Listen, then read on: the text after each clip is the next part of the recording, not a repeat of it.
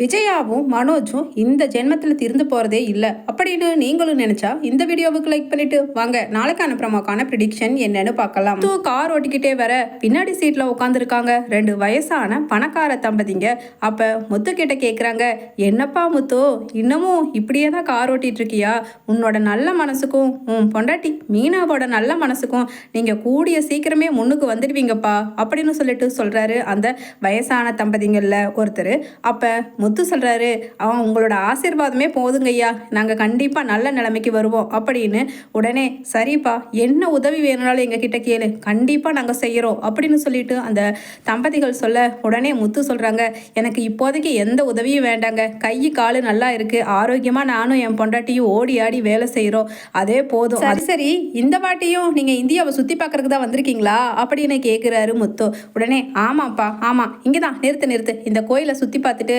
அதுக்கப்புறம் இங்கே பக்கத்தில் தான் ரூம் புக் பண்ணியிருக்கோம். ஆமாப்பா முத்து, நாளைக்கு காலையில் வந்துடு. அதே சமயம் உனக்கும் உன் மனைவி மீனாவுக்கும் என்ன உதவி வேணும்னாலும் நாங்கள் செய்யறதுக்கு தயாராக இருக்கோம்ப்பா அப்படின்னு அங்கே தலையில் கை வச்சு நல்லா இருப்பா அப்படின்னு அந்த தம்பதியில் லேடி தம்பதியும் ஜென் தம்பதியும் வாழ்த்துறாங்க. உடனே நெஞ்சில் கை வச்சு ரொம்ப நன்றிங்க, நான் வரேன் அப்படின்னு சொல்லிட்டு அங்கே முத்து கார் ஏறி போயிடுறாரு. அதே சமயம் அங்கே வீட்டுக்கு வந்து போலீஸோட சிந்தாமணியும் ஃபினான்சியரும் அண்ணாமலை கிட்ட மிரட்டுறாங்க. யோ என்ன இது, இனிமேல் எங்களோட வீடு, முதல்ல காலி பண்ணிட்டு போ அப்படின்னு சொல்ல, ஒன்றுமே புரியாம நியூஸ் பேப்பர் படிச்சுக்கிட்டு உட்கார்ந்துருக்கிற அண்ணாமலை, என்னம்மா சொல்ற, இது ஏன் வீடு, இங்கே வந்து ஊ வீடுன்னு சொல்ற, உனக்கு கொஞ்சமாவது அறிவு இருக்கா? ஏப்பா ரவி இங்கே வாப்பா அப்படின்னு சொல்லிட்டு கூப்பிடுறாரு. அங்கே அண்ணாமலையும் ரவியும் வந்துட்டு, என்ன மேடம், என்ன வயசானவர் எங்கள் அப்பாவை மிரட்டி என்ன பண்ணுறீங்க அப்படின்னு கேட்குறாரு ரவியும். மீனாவும் கிச்சன்ல இருந்து சமைச்சுக்கிட்டே தன்னோட முந்தானையால் கையை தொடச்சிட்டு, இவளா இவதுக்கு இங்கே வந்திருக்கா அப்படிங்கிற மாதிரி சிந்தாமணியை பார்த்துட்டு, சிந்தாமணி வர வர உன்னோட அடாவடித்தனத்துக்கு அளவே இல்லை, கொஞ்சம் கூட அறிவே இல்லாமல் எங்கள் வீட்டுக்குள்ளே புகுந்து எங்கள் மாமாவையே இது ஏன் வீடு, காலி பண்ணுங்க இல்லைன்னா கழுத்து பிடிச்சு வெளியில் தள்ளிடுவேன்னு சொல்கிறியே, உனக்கு அசிங்கமா இல்லை அப்படின்னு சொல்ல, உடனே அந்த ஃபினான்சியர் மீனாவை அடிக்க போகிற மாதிரி, பொம்பளையாச்சுன்னு பார்க்குற, இந்த வீடு இப்போ என் பேரில் இருக்குது, அதனால் எனக்கு மட்டும்தான் முழுக்க முழுக்க உரிமை அப்படின்னு சொல்லி அங்கே ஃபினான்சியரும் பேச, ரூம்குள்ளே இருந்து லேடிஸ் கிளப்புக்கு தானே நான் வந்துடுறேன், சாயங்காலம் வந்துடுறேன் அப்படின்னு சொல்லிட்டு கொஞ்சம் கூட வெக்கமே இல்லாமல் விஜயா வெளியில் வர்றாங்க. என்னதான் சத்தம் இங்கே அப்படின்னு அண்ணாமலையை பார்த்து திட்டிக்கிட்டே வர,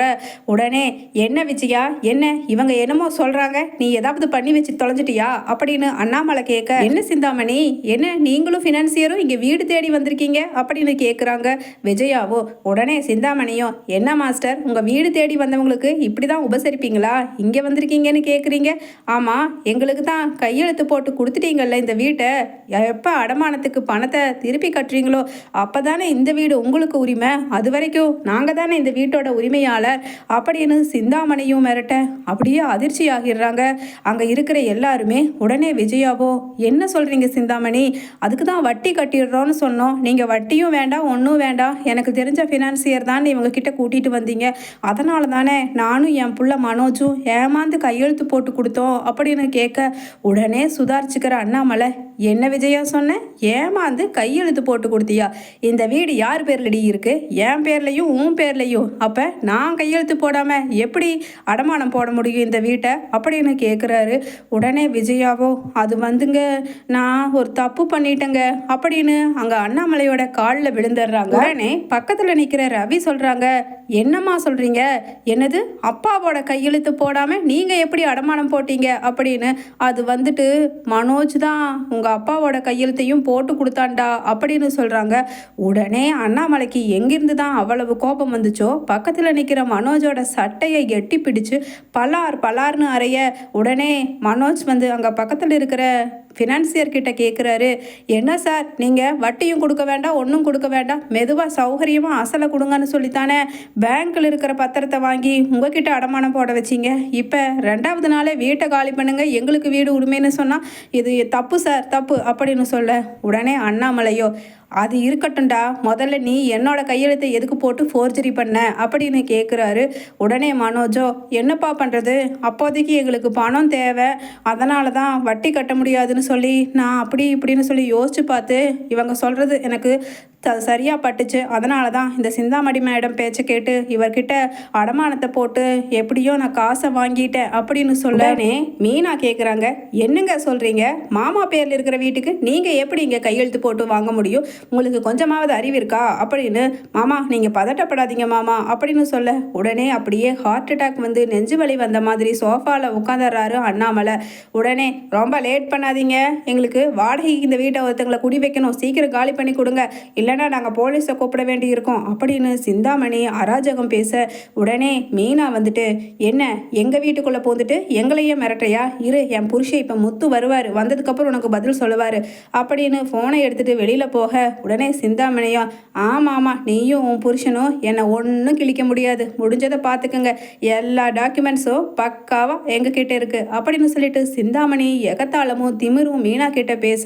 முத்துவுக்கு ஃபோன் பண்ணுறாங்க. சவாரி போயிட்டு வந்த முத்து, என்ன மீனா நான் இப்போ வீட்டுக்கு தான் வந்துட்டு இருக்கேன், மத்தியான சாப்பாடு ரெடி தானே அப்படின்னு குஷியாக பேசுகிறாரு. உடனே மீனாவோ, இல்லைங்க இங்கே பெரிய பிரச்சனையே நடக்கு, சிந்தாமணி ஒரு ஃபினான்சியரை கூட்டிகிட்டு வந்து நம்ம வீட்டை காலி பண்ண சொல்கிறாங்க, அவங்கக்கிட்ட எல்லா டாக்குமெண்ட்ஸும் இருக்கான், அதுக்கப்புறம் தான் நமக்கே உண்மை என்னங்கிறது தெரிய வருது. ஆமாம் உங்கள் அம்மாவும் உங்கள் அண்ணனும் கையெழுத்து போட்டு அந்த வீட்டை அந்த ஃபைனான்சியர் கிட்ட அடகு வச்சுட்டாங்கங்க அப்படின்னு சொல்லிட்டு மீனா சொல்ல உடனே முத்து சொல்கிறாரு, அது எப்படி மீனா, அந்த வீடு அப்பா பேர்லையும் தானே இருக்குது, எப்படி அந்த ஓடுகாலி அதில் எதுக்கு கையெழுத்து போடணும், அவனுக்கும் இந்த வீட்டுக்கும் சம்மந்தமே இல்லையே, அம்மாவும் அப்பாவும் தானே போடணும் அப்படின்னு முத்து கேட்க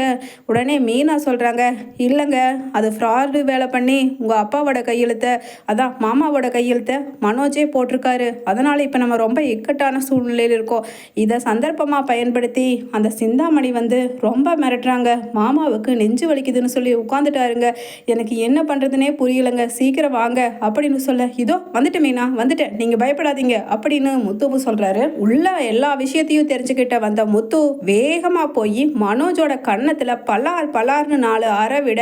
டேய் முத்து தெரியாமல் தப்பு பண்ணிட்டேன்டா அப்படின்னு சொல்லிட்டு சொல்ல, உனக்கு மட்டும் எப்படிடா மூளை, எப்பவுமே தெரியாமையோ தெரிஞ்சோ தப்பு மட்டுமே பண்ணுறதுக்கு தோணுது, ஏன்டா இப்படியெல்லாம் திருட்டு வேலை பழகியிருக்க, அப்பாவோட கையெழுத்தை நீ போட்டு பணம் வாங்குறது எவ்வளவு ஒரு கேவலமான கேடுகட்ட தப்பு அப்படின்னு சொல்லிட்டு திட்ட, உங்கள் குடும்ப பிரச்சனையை வெளில போய் வச்சுக்கோங்க, முதல்ல இந்த இடத்த காலி பண்ணுங்க அப்படின்னு சிந்தாமணி சொல்ல உடனே முத்து சொல்கிறாரு சிந்தாமணி கிட்ட, என்ன ஃபோர்ஜரி பண்ணி இந்த வீட்டை எழுதி வாங்கிட்டேன்னு திமிரில் பேசுறியா, மீனா நட மீனா நம்ம போய் இப்போவே கூட்டிகிட்டு வரலாம் அப்படின்னு சொல்ல உடனே மீனா சொல்லிடுறாங்க, இல்லைங்க அதுக்கு அவசியமே இல்லை, ஏன்னா நம்ம இன்ஸ்பெக்டருக்கு நான் கால் பண்ணியிருக்கேன், அவங்களும் வரேன்னு சொல்லியிருக்காங்க, அவங்க அதோ வந்துட்டாங்களே அப்படின்னு சொல்லிக்கிட்டு இருக்கவே உடனே டாக்குமெண்ட்ஸை பார்த்துட்டு, என்ன மனோஜ் ஃபோர்ஜரி கேஸில் நீங்களும் உங்கள் அம்மாவும் தான் உள்ளே போக வேண்டியது வரும், உங்கள் அப்பாவோட சொத்தை அவரோட சம்மந்தம் இல்லாமல் நீங்கள் அடமானம் போட்டிருக்கீங்க,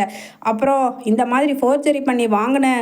உங்களுக்கும் சேர்ந்து தான் இந்த கேஸ் ஃபைல் பண்ண வேண்டியது இருக்கும், உள்ளே போனால் 15 வருஷம் ஜெயில் தண்டனை, என்ன களி திங்கிறதுக்கு ரெடியா அப்படின்னு அங்கே லத்தி ஆட்டிக்கிட்டு சிந்தாமணி கிட்ட கேட்க